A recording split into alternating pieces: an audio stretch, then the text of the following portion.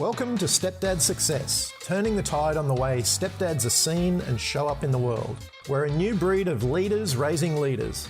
Blood or no blood, we raise them as our own. We're connected, loving, and committed to leading them into the future. If you asked a normal dad, he'd say we're doing the impossible. He'd say, but they're not yours. How do you do it?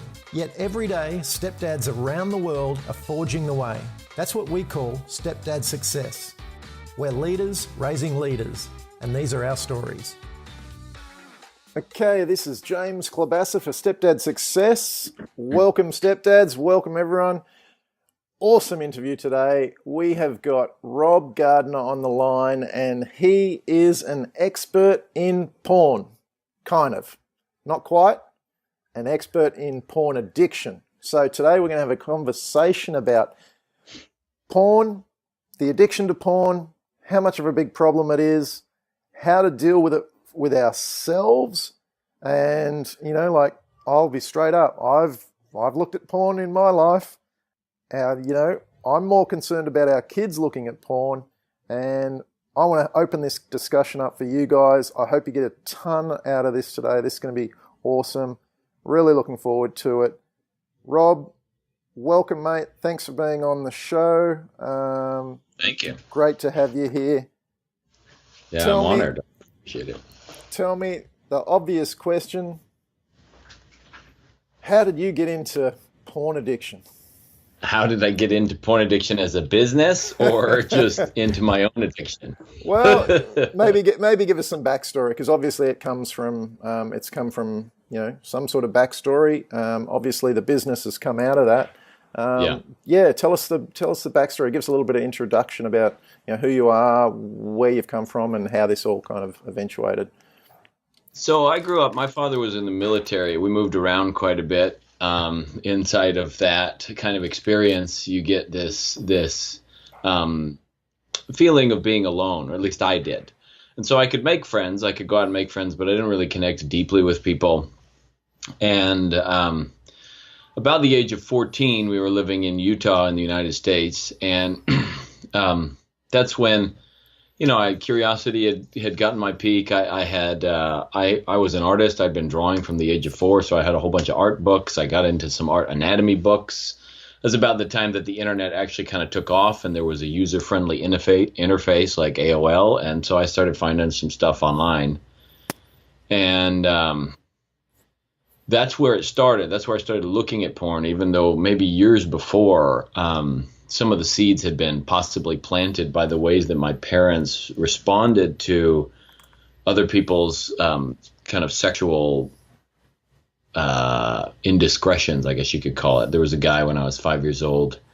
We were living in New Mexico at the time, and he was flashing kids in the neighborhood, and my sister was one that had gotten that way, and my parents made a big deal about it, but didn't really explain what was going on. And so my mind was already in this state of both curiosity and confusion. Yeah, wow. And that may have been where it all started. Because at that time I was like, well, why is it bad to be naked? Like, I'm naked in the shower. I don't understand. You bathe the kids together at some point in time. So I don't understand what the whole nakedness, why is it bad to be naked? And it was just not addressed. And I didn't have the courage to ask the questions. It's not like it's my parents' fault. And so by age 14, I started looking, and from then until, well, if you add 18 years, age 32, I was just engrossed in it, off and on. Sometimes I'd go months without it, and then I'd go back, and sometimes I'd be caught inside of a computer lab for hours and hours. Time would just pass. I would feel that chemical flush in my brain. I'd feel my heart palpitating and thumping. I'd feel like it's beating faster. It's harder a little bit to breathe. The tingling in my hands, the coldness that starts to show up. That entire experience, probably heightened by the fact that it was taboo in my religion and not okay, and therefore meant that I was somehow broken. Just sent all kinds of weird, odd chemicals rushing through my system all at once. I became so used to that kind of experience. It was the way that I escaped the stress of trying to be single and not have girls like me, of trying to be a husband and not have a really good sexual relationship with my wife, of trying to be a father and not really know how to raise my kids, of trying to make money and not really knowing how to do that. It's, yeah, I'm looking at all of that and looking at your story there going, wow, similar story. For me, it was probably even earlier, around the age of 11. I remember, diving into my dad's bottom drawer and, pulling out all sorts of books and, talk to me about how big, maybe or maybe you have a good understanding of how big this problem is on a global scale, because it's kind of that taboo topic, but at the same time, it's kind of that funny topic that guys kind of flippantly let go of at the pub. It's like oh yeah, I looked at, have you seen XYZ video or whatever it might be? But how big's the problem really? Like, talk to us a little bit about that. You know what? That problem is the weird thing is that it's generational in an odd way. Guys that are older, if they don't have the access to technology and haven't really been trained up on it, they don't run into the same problem because their access was strictly magazines and videos that they'd have to go and rent. And so while they may have been looking at them, the older generations don't have the same kind of, it seems to operate a little bit more like dessert for them than it does. What I see, I teach at Arizona State University. I teach martial arts there, and as a part-time. And what I see there is these kids' phones. They're just the background, or they have a video. They pull up their phone and there's a video that was playing that they didn't get to close. Everyone, everywhere, it is pretty prevalent with the younger generation moving up because it's just so viral. I don't know what the stats are globally. I don't know how many people are engaged with it. I do know that right now the average age that a young kid runs into it, the average is around age 11 now. Right. A lot of the guys I work with, some of them since age 4, some of them molested, and when they were super young, some of them just that was their culture. One of the guys is from Brazil, and he, that was just, that's how we do things. Yeah. Yeah. And so they run into it at a much earlier age. Yeah, it's I do know this. This is an interesting sort of statistic. I mean, it's all over. Pornhub is a big company in the United States that's trying to make porn just sort of mainstream, to get rid of the stigma behind it. But porn is already mainstream. Game of Thrones as a series that I've never watched it, so I don't know if it's good or bad in terms of writing, but the statistics on Pornhub go down when Game of Thrones is on. Right. So there's some indicator in there in terms of the kind of gratuitous nudity that's allowed, that people will go wherever they need to go for it. It's a mainstream show versus a Pornhub, Yeah, almost indicating that it's okay to watch that watch that style of show and see it in that form rather than go to actual porn. I know statistics online that about 30% of all traffic online is directed at porn. Now that's considering how many people are online, 30% of the billions of people that are online are looking at porn. That's a massive number. Yeah, that's not in the millions. That's not in the millions. That's the hundreds of millions. And what they don't realize is the deleterious effect that it has on a life. Because it's so flippantly passed off as that's just what happens and that's okay, and why are you getting all upset about it? I've watched my own life. I've watched the women, the wives of these other men. I've watched their kids. I've watched my own kids grow up. And a lot of times we believe, because I'm doing this for my own self, it doesn't really affect anybody else. I'm allowed to do what I want. But what it does is really radically alter a person's personality. Yeah. They tend to get a little bit more aggressive. Their temper shortens. They expect more out of people trying to use them differently. And that, when you're in that state of mind as a husband or as a father, your kids really feel the effect. Yeah, it is like I know this in my own life is that when you are watching, and probably a few years back now, when you are watching a lot of porn, you can feel that aggressive nature within you. And whether it be in the bedroom or in the kitchen, it's like you can feel this kind of almost like it's okay to treat someone like that. And this is what's being trained into people with porn. Just having that kind of, that ulterior, like a alter ego almost. Right. It kind of is. I mean, ultimately, it's your body. Like if you can imagine yourself driving down the road in your Jeep or whatever, your body is one part of your experience on life. That's in the back seat. And then your mind with all of its thoughts is in the passenger seat. You're sort of in charge. It's like your body just grabs up and grabs a crowbar from the back and knocks you unconscious and then like jumps in and starts joyriding across the country. Yeah. It's like a totally different experience. And then you come to later, like, I don't understand why I did that. I didn't mean to. And you really didn't intentionally. It's the compulsions of your body sort of said, hey, we need to be addressed, buddy. Yep. It's time. Yeah. Now, like you talked about your experience, my experience is kind of as an 11-year-old, like finding porn, finding booklets, starting to read a lot of that. Like my parents had, or my dad had, like a Reader's Digest type of porn book. So I read all these stories, and that that gets the mind whizzing at a young age. It's like, okay, that's what I'm chasing because it gave me such a high. As we grow older, it becomes more and more common. We hide it. Everyone's off kind of staring on it staring at their phones now, watching it. You've had an experience recently, like with one of your children. There was an incident where he found out about porn. I'd love you to talk through that if you don't mind, just to not so much talk about the experience, but talk about how you approached that with him, because this is a tough conversation. I was never spoken to about sex as a kid.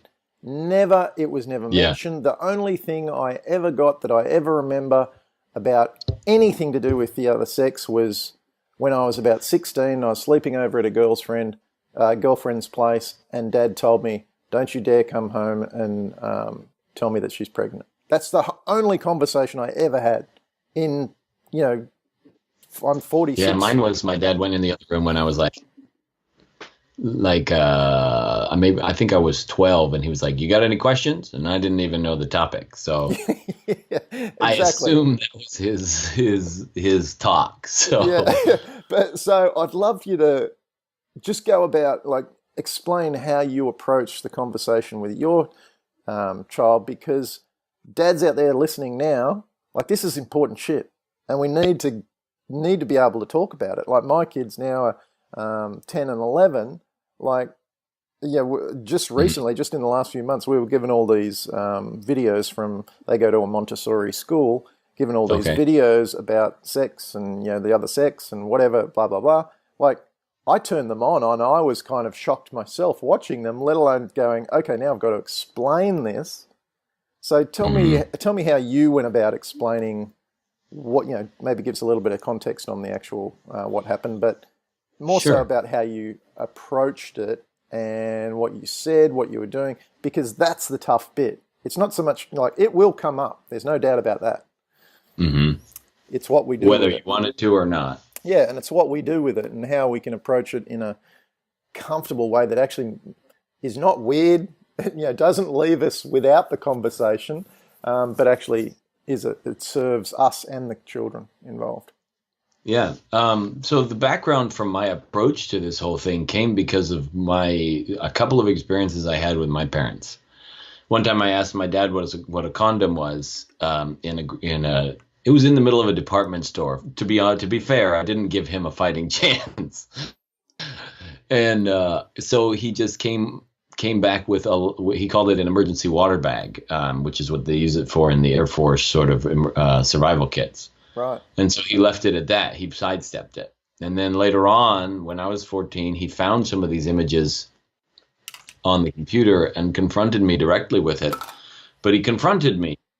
I mean, I remember distinctly the whole experience. And this experience really cemented all of my actions after that. And I think this context is really what enables a person to understand how to approach it with their kids.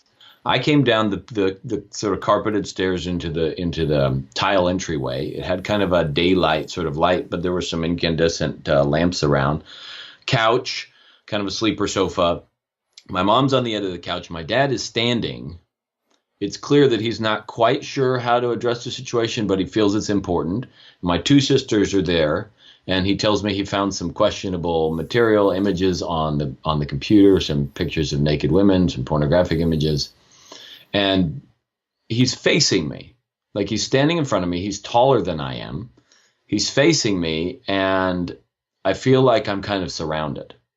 So in that environment, almost immediately, my like, oh crap, I've been caught shows up. My gut feels it like a punch. My face starts to flush. And my hands start to shake a little bit. And my sisters on the left, they don't know what's going on. They're like 13 and 16. So they kind of do what a teenager would with this type of situation. And so they started to kind of tease me and make fun of it and try to lighten the situation. Well, because of all of that, like inside of my heart, I just sort of discovered in that moment that it was not safe to talk to my parents or anyone in my family about this situation and about what had been going on.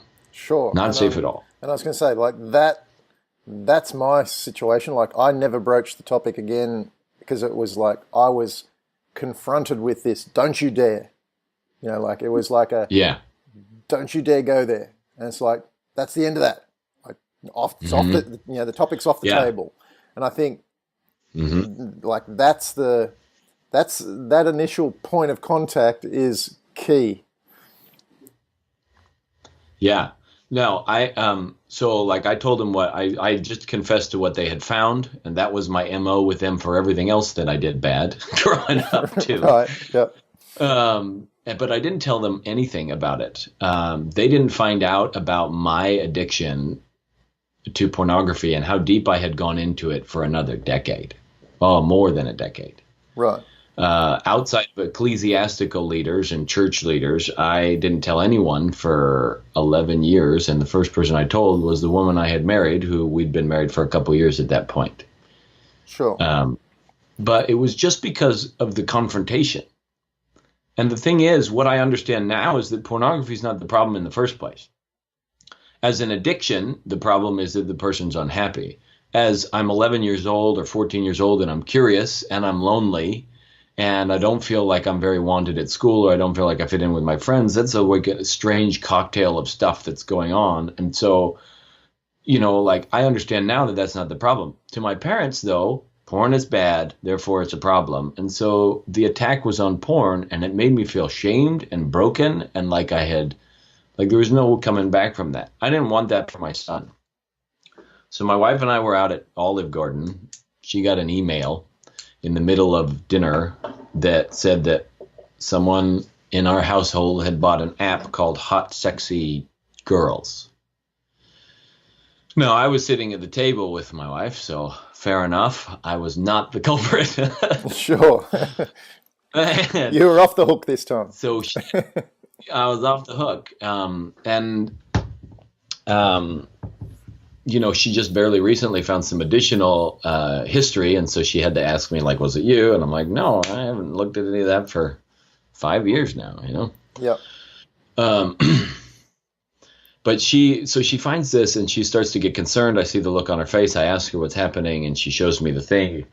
And it's clear which kid it is, because there's only one kid that has access. And so she starts to call him on the phone, and I just tell her, look, we want to make sure that this is not a confrontation. Sure. Because if we just confront him with him and tell him that it's bad and that he did a bad thing, then all that's going to happen is that he's going to like shrivel up. He's going to go away. He's not going to trust us with the intimate details of his life. He's not going to believe that we can be confidants. And so then he's going to go looking for more answers to every question that he has somewhere else. So she agreed, and on the phone, she just let him say what he wanted to say, but she didn't push it. She just said, oh, we'll talk about it when we get home. We got home. I made sure that when we sat down that it wasn't a confrontation at all. I had two agendas. One, make it not a confrontation. And two, make sure that it was within the understanding that pornography is not the issue at all. Sure. The issue is to make sure that my son has the capacity to navigate his life with happiness without being compulsively stuck in some place. Can I just stop you there for a second? Because I wanted to bring this up as it's quite interesting because I look back now, like when I look back at my childhood, like I think, okay, like I was just searching for what's new, but like when you bring this up about the happiness side of thing, I'm like, why would I be searching in the bottom drawer of my dad's thing, sniffing about, like I'm searching for something. And at that time, like I know that I was unhappy. I know that like my upbringing was quite rough. So I was searching for love. I was searching for happiness. I was searching for my own, wanting to be, connected to other people, that sort of thing. And that's something I hadn't considered before. Like I just thought, okay, it's something that we bump into in life and then we become addicted to it. It's like alcohol. But why do we go to alcohol? It's an interesting point that I don't think a lot of people get, that actual searching for happiness, searching for connection, searching for love is such a big part of this. And it is that porn really isn't the problem. There's a deeper seated problem that's there. Yeah. And I think it comes down to just wanting to be loved and accepted for who you are. Sure. So my wife and I, we grabbed this from this perspective, and we sat down on the bed, and my wife sat at the bed, and at first he was kind of like, it was a triangle, and I didn't want that at all. So I went and I sat on the floor so that my son could be higher than I am, so that he could have some sense of authority, so that he could feel empowered. Sure. Just a simple thing. I'm doing everything I can to make sure that he's in a place of power rather than a place of condemnation. And so then he eventually wanted to lie down, and so then we just moved him so he was lying with his head on my wife, because touch is super important for developing human relationships. So he laid his head on our lap. And that way there's still a physical bond that's happening even though it's a tough conversation. Yep. I slid around on the bed. I laid his legs across my lap, and I just kind of massaged him from time to time, but just kind of kept my hands there on his feet or whatever. And then we just let him talk. We asked him about what he'd seen and why he went looking for it in the first place. And he said he was just curious about what sex was. And then he's like, oh, it was a question that I had, and I wasn't sure if Dad would answer it. Well, what made you have the question in the first place? This was funny. He's like, Beatles. We're like, the band? He's like, no, I saw a picture of two Beatles with their butts stuck together, and I was curious. and this is the thing. Oh. It is a natural thing, and this is what is so crazy in this day and age, that it is a normal thing. Look, just like you said, when you're a kid, it's like, I'm naked in the shower, I'm naked every day. Like, why are we hiding this? It's the thing. Like, kids come across sex through beetles and animals and all sorts of things at school. Like, it's a natural part of life, and yet we make it a taboo subject, hide it, demonize it, and take it off the table as a conversation topic. It's crazy. And we do that because we're uncomfortable with it. Like, honestly, if you think back to, like, I don't know, let's say a few years ago, you're engaged with porn and everything else, and if your son had come to you then and asked you, like you say 5 years ago, before you'd started some of your recent coaching stuff and some of the other stuff, if your son had asked you then about sex, what would have been your conversation with him? Yeah, it would have been a tough conversation. It would have been a tough conversation with anyone. It's always a... And for me, always more of a joke. It's a joking conversation, whereas it really isn't. It's just a normal conversation. Yeah.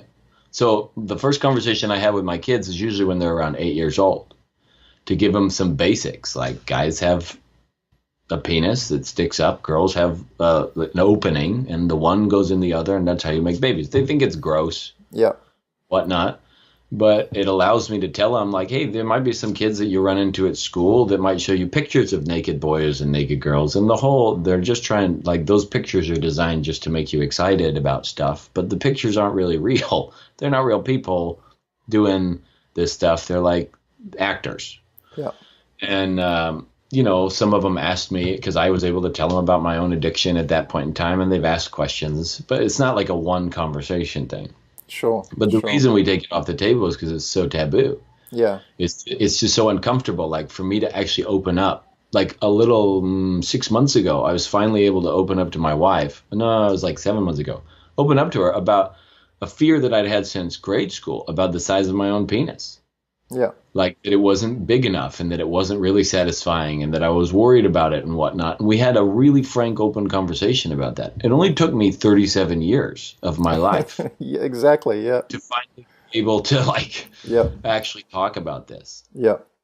So Gary, And, yes, I didn't want to get us off topic, but going back to, you're there on the bed with your boy, and you kind of broaching that conversation. How were you? What were the words you were using? What were you asking? How did that conversation kind of move on? Yeah. Okay. So my wife is concerned about the depth. Did you see any naked bodies? Were you interested? Why were you interested in sex? And those types of questions. Because we're curious, like, is the topic coming up just randomly, or are friends introducing it? And for me, my questions were like, okay, so when you were looking at those things, how did it make you feel? What happened? And I help, because I am very, very intimately aware with the physiological experience of looking at porn. Sure.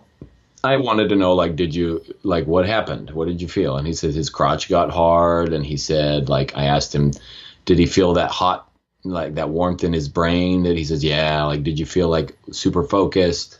He wasn't sure about that one. Tingling hands he had felt. His heartbeat skipped up. And I was like, dude, did you, like, massage your crotch or, like, touch it or anything, like, while you were in the middle of that? And he's like, no. And he may or may not have been telling the whole truth at that point in time. I don't know. Sure. We'll time tell on that one. But just asking, well, okay, so what did you learn from this experience? And this is when he broke down. Like, for me, ultimately, the body is like the clearest place to get answers. When you have an emotion, it grabs your body, no different than if someone had punched you in the face or, like, something like that. Yeah. And it's the easiest place for kids, I think, because they don't have to, like, do all this weird psychology in their mind. And you ask them how to, like, what was the story in your head or anything like that. Like, they just, I don't know, but they know in their body what's going on, because they're like, that's what they're tuned into. And so I was like, okay, so what did you feel from it? And he sort of broke down, and he says, I thought it was the answer, but it wasn't, because it never lasts. Isn't that interesting? Like, that's a wise statement from a young man. Yeah. And he'd only been engaged with this for about a week, he said, like, he'd been looking at it for about a week.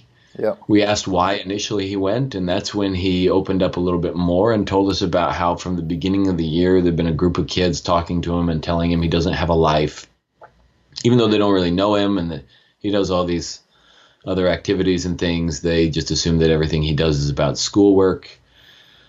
They don't know him at all. Yeah. But it hurt his feelings, and I said, how did it make you feel? He said, unwanted. And, he's in tears at this point, just lying there. He's got a pillow covering his face. He doesn't want to look us in the eye, and I don't want to force him to do that. Sure. Because I don't want it to be a confrontation at all. And so he just cries. And great, that's a wonderful way to finally let some of this stuff out. So we let him cry some. And then at that point in time, I wanted to be sure that he knew that, look, this stuff happens. We can't go back and change all the stuff that your friends did or what you decided to do or anything like that. But what we do want, your mom and I want, is to be sure that this is a powerful learning experience for you. It's already been super intense. And I would much rather that this be something that enables you to really have a positive experience in your life, or something that allows you to have more wisdom in the future, or something that taught you a lot, rather than it be something that makes you feel like you're broken or shamed. You're not broken. You're not shameful. There's nothing wrong with you. You're a kid. It's totally natural. Yep. It's just that this has caused a whole bunch of stuff inside of you, and you're unhappy, and we see you wandering around the house really sullen, really angry, really upset, really irritating your sisters and your siblings. And if you don't, we don't want you to have to continue to have that kind of experience in life. And so just making sure that he knew that we're we're not going to punish you, I told him. I'm not here to punish you. You already feel punished enough just having this conversation. Yeah, sure. But it was just, I wanted to be sure that he was clear as he reflected back on the experience, what had happened. That he was clear why he had gone there in the first place. That he was clear what he had learned from it. And that ultimately he was clear that win or lose, doesn't matter what happens in his life, we love him no matter what. That no matter what, we're on his side. Sure. So moving from there, he's kind of got to the intense part of that. Where did you take that conversation from there to, how did it finish up? How did you move it forward? What was the resolve of that? Because we kind of don't want to leave people just, we kind of in the middle of it. How's it moved forward kind of in the days and maybe weeks afterwards, or even just days afterwards? So we asked him, did he have any more questions about this stuff?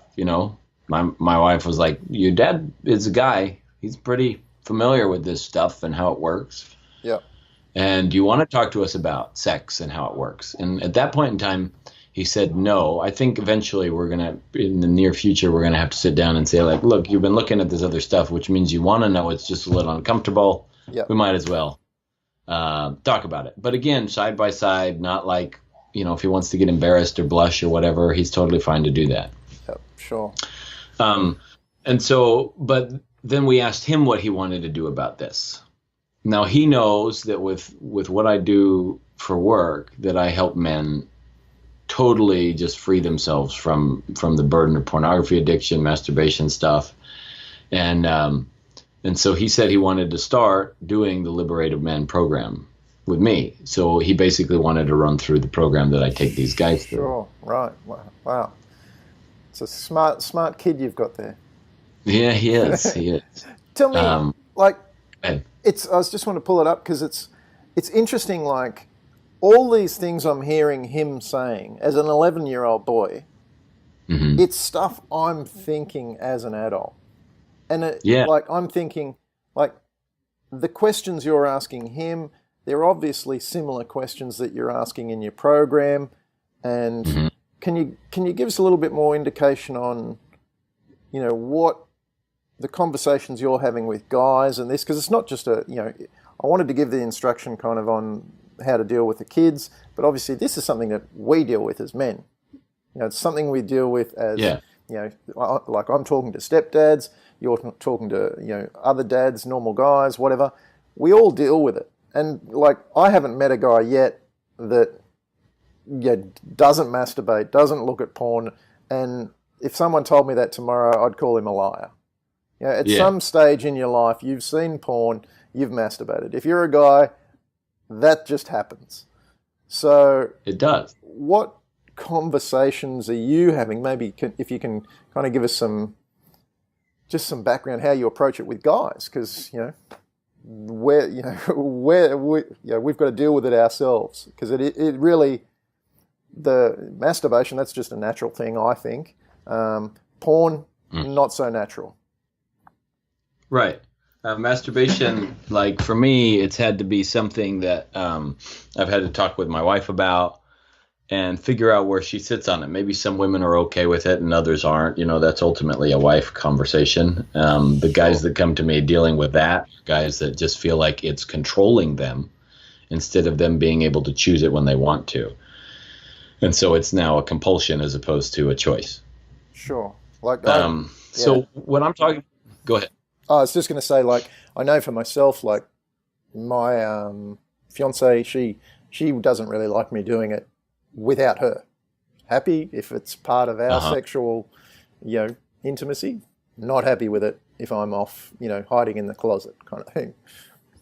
Yeah, because my wife put it to me this way. She just said, look, I want to be able to satisfy that need. If you're just going to go do it by yourself, then why am I even here? Like, I want to be able to be a part of that experience. And so, like, for her, it just feels like, look, that's something I want to be able to help you with. Yeah. So that's something that every guy's got to kind of negotiate. Yeah, and I guess at the end of the day, that's what we all want as well. But we're caught in this kind of weird world where, it's like, I feel like I need sex right now, but I've just had a fight with my wife and I can't broach the subject, and so we're caught in this weird kind of place. But at the end of the day, that's what we want. We want intimacy with our wives or with our partners, whatever it might be. Yeah. So with the guys that I talk to, the way the program that I run them through is really structured is ultimately the first thing they have to do is kind of stabilize their life. I don't care about how much they're looking at porn in the beginning. I tell them that, like, right now we'll track it. We'll keep tabs on it so that we know what's going on, how often it's happening, how long it goes, and all that other stuff. But like in the beginning, we really have to get them to a place where they have a daily system for giving themselves power. You're familiar with this, right? Sure. And so I have them do a bunch of stuff across, every area that's significant in their life that'll give them some semblance of power and control. Sure. So that they feel like every day there's something at least that picks me up. Then from there, we quickly run into the bigger issue, which is they're so entangled. Most of the guys I've worked with are actually been in addicts for like 15 years or more. Right. Yep. So their identity is wrapped inside of this. Who they are is largely someone who looks at porn. I can totally align with that. Like, I can remember as a kid, like 11-year-old kid, like when I look back at my life now, I can see that a lot of my life was like really controlled by chasing girls. And it's like, I think as men, a lot of people get caught there as, wanting to impress, wanting to chase girls. That's the culture. You go out drinking Friday to Saturday night. You're trying to pick up a girl. Now, I was never a big one for going out to nightclubs and whatever, but in my own way, I was a professional water skier for years. Why was I a professional water skier? Because girls liked it. It's a big part of it. And sure, that wasn't the main reason. I love my sport. I'm very, very sporty all my life, but it's a big part of it. Being, like you say, it becomes part of who you are. I wasn't that intelligent. I ended up in martial arts, which well, that's got its own benefits too. So like you say, it is a big part of. It becomes a big part of who we are, even if it's running like a program running in the background. Mm-hmm. Yeah, so their identity is wrapped inside of this. A lot of them, are married, they have kids, and their thought process is because this is in their life, they're broken, they can't really be a really good husband, their wife's not going to like them. Like, they've got all these interesting stories in their head just because of a whole bunch of emotional baggage in their life. And so I take them through this really intense process that takes them several weeks to just go through all this stuff and just release it in a really powerful way. It engages all 5 of their senses. It's kind of intense. There's a lot of different layers of emotion that they tap into. And for the first time, they're crying and able to release the emotion that they've held in for a long time. Sure. And all we've done really is clear away the wreckage of their past. Sure. Yep. and so that way now there's firm ground to actually build the relationships that will fulfill them in their life. And so then that's when we start talking about their relationship with themselves and their wives and their kids and ultimately divinity too. And then now they're in a spot where they can actually move and find joy in all of these different relationships instead of always feeling like they're an outsider, always feeling like they're the guy that goes and looks at porn and whatnot. Tell me, who's your typical guy? Like, who's your typical porn-addicted guy? Because, like, I think I'm going to know the answer here, but, like, everyone out in the public, there's people in suits, there's people dressed scruffy, there's people with good jobs, bad jobs, nice cars, bad cars. Where does it run across the board mostly? Who do you see coming to you mostly? The people I see coming to me so far, because this is a very relatively new endeavor, the people I see coming to me mostly, they're typically father, young kids, either single or married. Their marital relationship is really rough because of what's going on. Their wife usually knows about it. Often the wife pushes them into it because she wants it taken care of. Yeah. They're probably anywhere between 30 and 45, 50. Sure. Somewhere in there. These are Christians, a lot of them. Some of them aren't. Some of them are. Yep. So I don't think religion is really a huge play, other than it builds more shame in some religions than others. Sure. Tell me, are they sheepishly coming to you as like, oh, I think I've got a problem, or are they like, you know what, I'm just done with it. It's causing too much problem. That's a good question. If I reflect on these guys, there's a few of them that are like, a lot of them are I'd say probably about 30% of them are the kind that it's like, I've tried everything else. Prove to me that your stuff will work. Sure. That, like, most of them have this sense of hopelessness. They've tried like one guy, he spent over $100,000 trying to be free of this stuff, and nothing, no dice. Yeah. And so then he comes to me and he's like, I want to know that this is actually going to do something for me. And there's a lot of them like that. They think they know the process that I take them through because of all of their experience. And they don't. But so there's a few of them that are like that. Probably 30% of them are like, challenge me. There is probably about the same percentage that are sort of docilely like, okay, I need to take care of this because I can see my wife really wants it to happen, and that's important, and it's important for my family and whatnot, and I need to because God is not happy with it, or whatever their reasons are. And then there's like this other middle ground where there's a few guys that are like, you know what, I don't want this anymore. It's time for me to take care of this, and I want to do it. Yes, my wife and kids are hurting because of it, but ultimately I want to do it for me. Sure.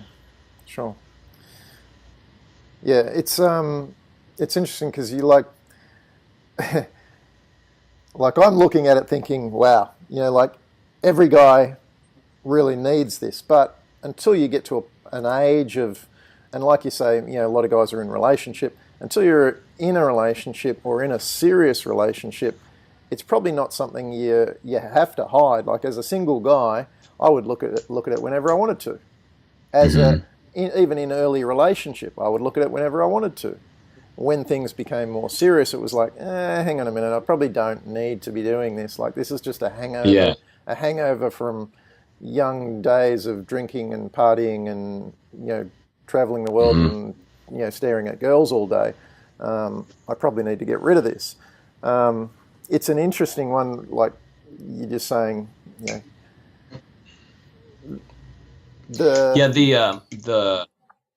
go ahead. I was just going to say, like the demographic who does it is across the board. The demographic who actually seeks help is a little bit more narrowed there, and probably for good reason. But being able to fix this earlier would be a better life improvement, longer term life improvement. Yeah, ultimately, that's something that I'm really hoping to. I mean, I worked with a 12-year-old kid. He was the first kid I actually did any of this stuff with. Because his mom was like, his dad showed him some porn on the computer. Now he's like freaked out about computers. He's not know what to, he can't handle them anymore. I don't know what to do. I don't want it to ruin his life. Can you do anything? And I just said, look, there's this thing that I figured out for me that helped me to no longer be haunted by the images, no longer to have all that fear come up. I'm happy to work with him. Yeah, wow.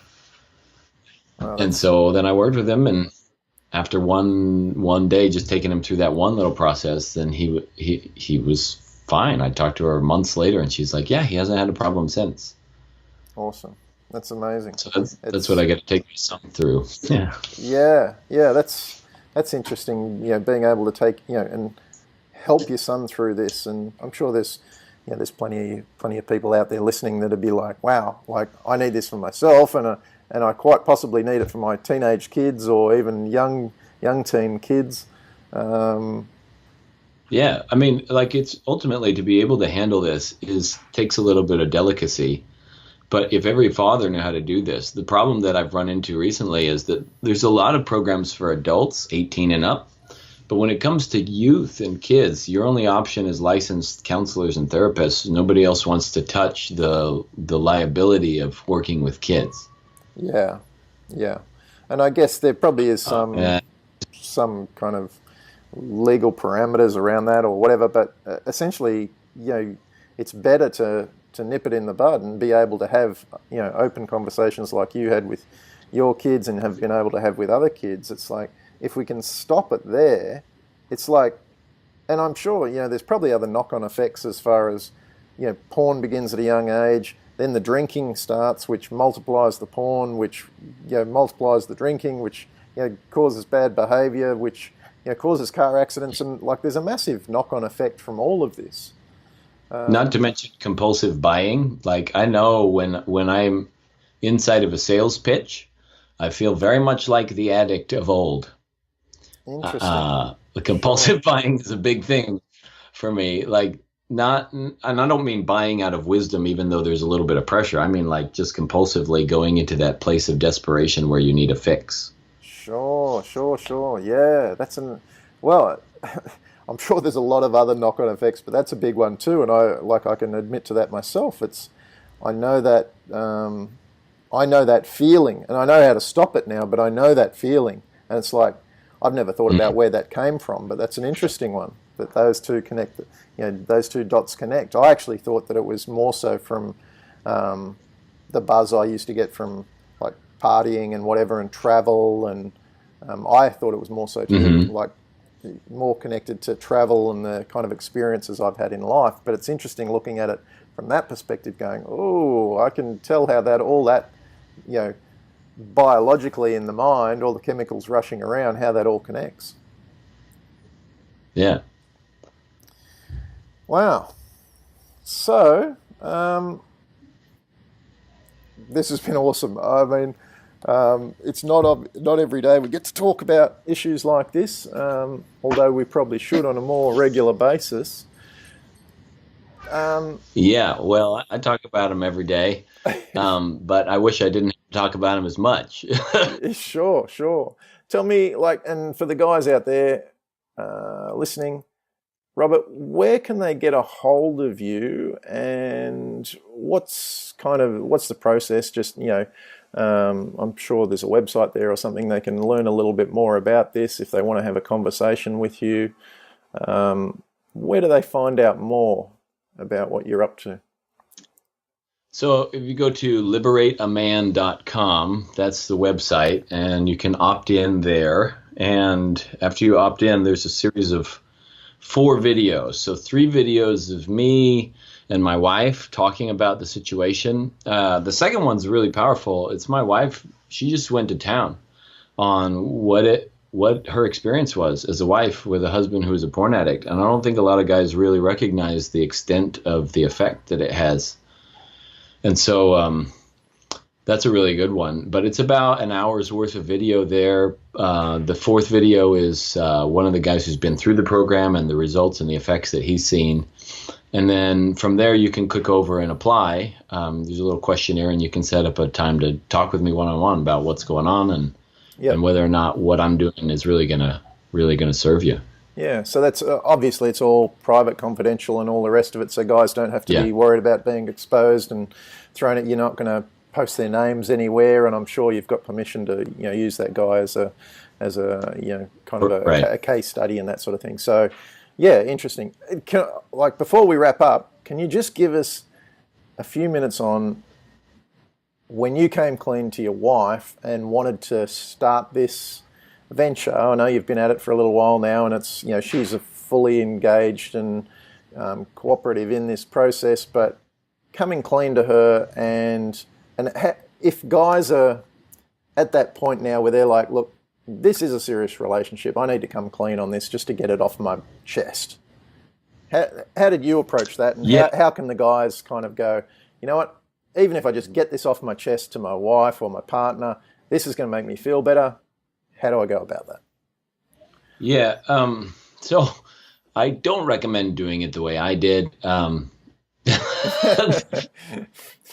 mean, like, I had just finished a meeting with a church leader because I had dealt with that side of the issue, and then I came to my wife and I said, "Look, this is the reason I went." And she was super understanding because it was the first time, and she had grown up really naive, like she hadn't really run into it at all. So she had a really sheltered upbringing, which was really great for her because it developed a kind of resiliency inside of her that's powerful. Sure. But so she was super understanding, but then there was no, like, it was like, okay, but then I'd go back to it, and then I'd come clean again, and then I'd go back to it, and then I'd come clean again. And every time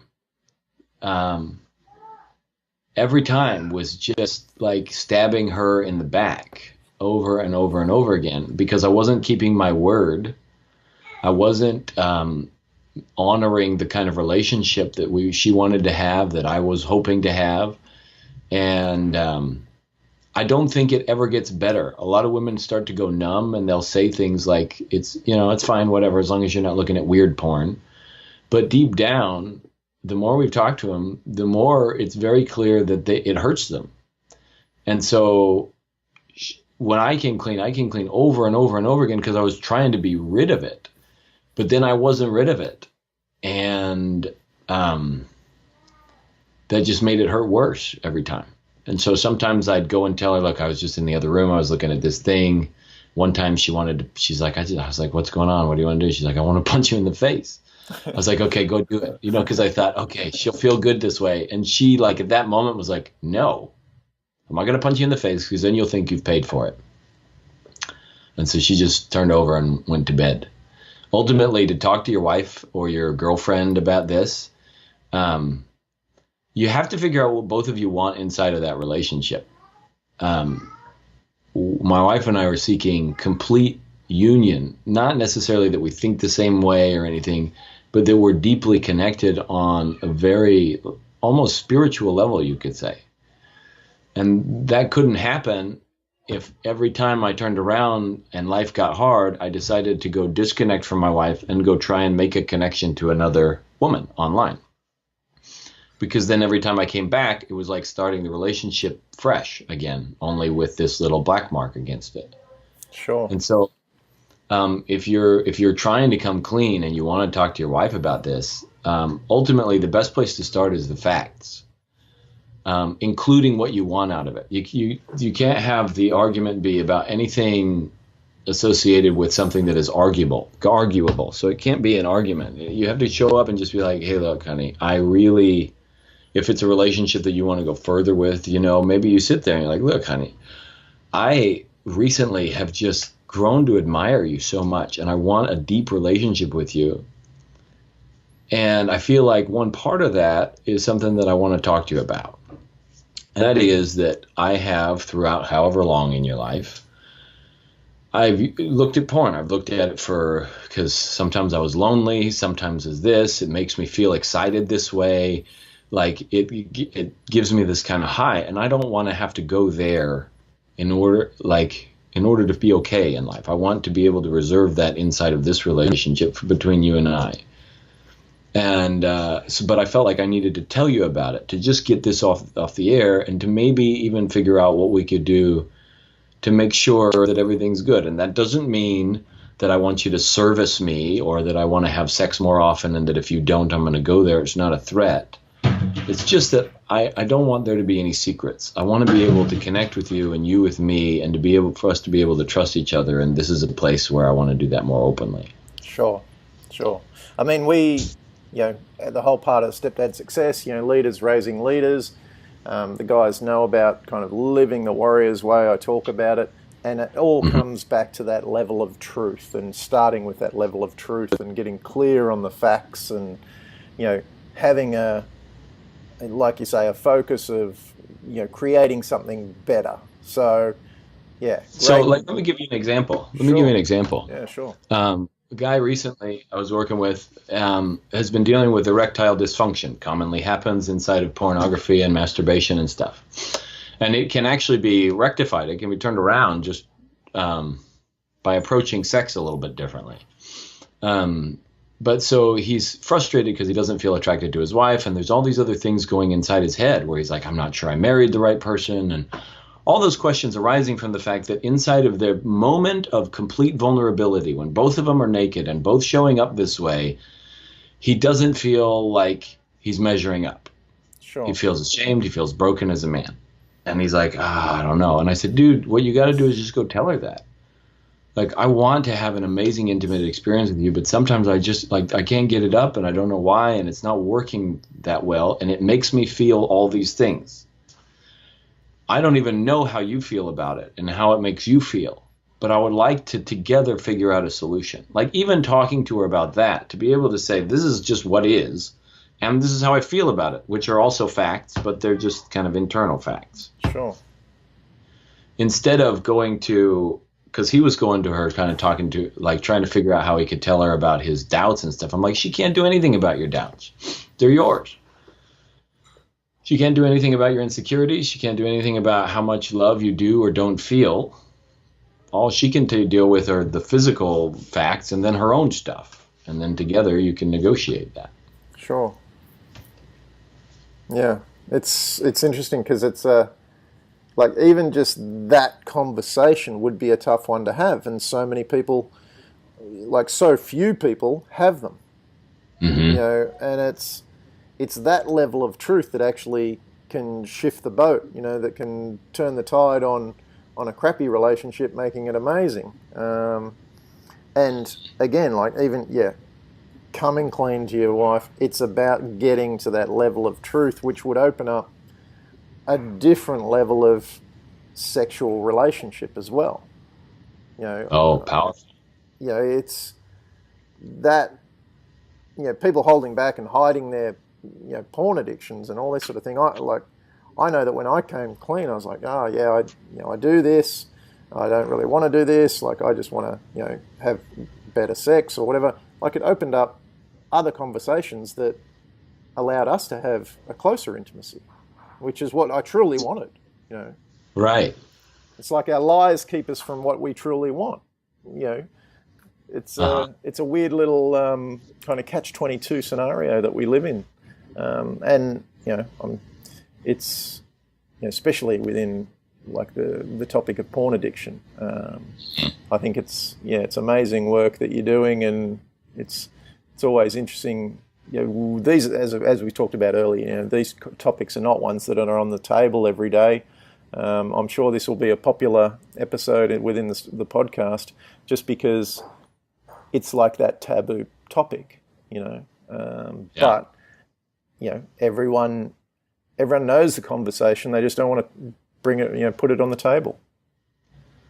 Well, fortunately, you've decided to do that for them to some extent. Now the guys can just be like, "Hey, honey, listen to this podcast." Well, let's talk about it. What are your thoughts about that? And I've already said I said the penis word. I said masturbation. What haven't we said? Well, I don't think you mentioned vaginas or boobs or anything like that. But let's just say it all now. I mean, this is the thing. For me, and why I wanted to get you on here is because it's not a topic that's spoken about. I think it's a massive. I think what you're doing is awesome. I think it's a massive problem in men in general, but the fact that you're dealing with it with kids, I think that's a massive help. And I think anything if people are just taking away one little insight from this podcast, it'll be awesome for them going forward and awesome for their kids. This podcast, it's about creating leaders that are raising leaders, but ultimately that affects our kids and that affects the next generation of their kids. So that's why I do this. But I take my hat off to you for coming clean and doing what you're doing, Robert. It's great. It's a great thing. Well, thank you, mate. I'll just recap on where they can catch up with you. That was liberateaman.com. Is that correct? Correct. Liberateaman.com. Okay, and there's a couple of videos there you can watch. Check it out. It's all confidential. If you need help with this, catch up with Robert. It's like, this is totally cool to just come clean, guys. It is a big problem. It's like, I see this as no different to a drug addiction or an alcohol addiction or anything like that. It gives you that buzz, but it's not benefiting you in the way that you truly want. So in the words of my son, I thought it was the answer, but it wasn't, because it doesn't last. I think they are profound words that should be plastered everywhere. That is exactly truth. And for guys out there listening, liberateaman.com, check it out. We will catch you on the next episode of Stepdad Success. Go to the website, grab the show notes, sign up for the tactical guide, or go to liberateaman.com and do yourself a favor. Thanks for being on the show today, Robert. Great discussion, mate, and look forward to catching up again soon. Would you like to learn more about how stepdads across the globe are joining forces in raising the next generation of leaders? Then head to www.stepdadsuccess.com and grab all the show notes plus a copy of the brand new tactical guide for creating more happiness, health, wealth, and wisdom as a stepdad.